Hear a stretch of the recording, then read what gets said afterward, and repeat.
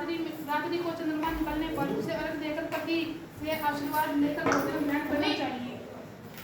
करवा चौथ के दिन व्रत रखें और एक पट्टे पर जल से भरा लोटा रखें। मिट्टी के एक कलवे में गेहूं और ढक्कन में चीनी व समाचानुसार पैसे रखें। रोली, चंदन, गुड़ आदि से गणपति की पूजा करें। रोली के करवे पर स्वास्थ्य और 13 बिंदियां रखें।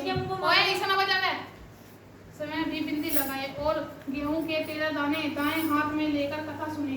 कथा सुनने के बाद अपनी सासू जी के चरण स्पर्श करके और करवा उन्हें दे दे। पानी का लोटा और गेहूं के दाने अलग रख ले। रात्रि में चंद्रोदय होने पर पानी में गेहूं के दाने डालकर उसे अर्घ दें, फिर भोजन करें। यदि कहानी पंडिताई से सुनी हो तो गेहूं, चीनी और पैसे उसे दे दें। यदि बहन बेटी हो तो गेहूं, चीनी और पैसे उसे दे दें।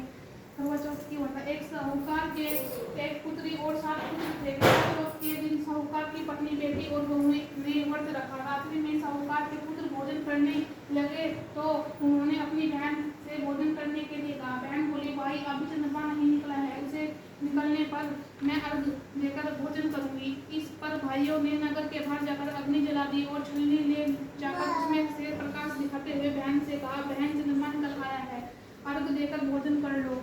बहन अपनी भाभियों को भी बुला लाई, फिर तुम भी चंद्रमा को अर्घ दे लो।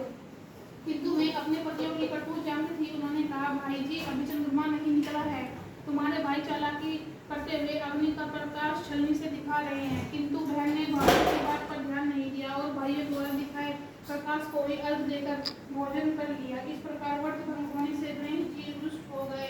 इसके बाद उसका पति सब बीमार हो गया और जो कुछ घर में था उसकी बीमारी में लग गया। साहूकार की पुत्री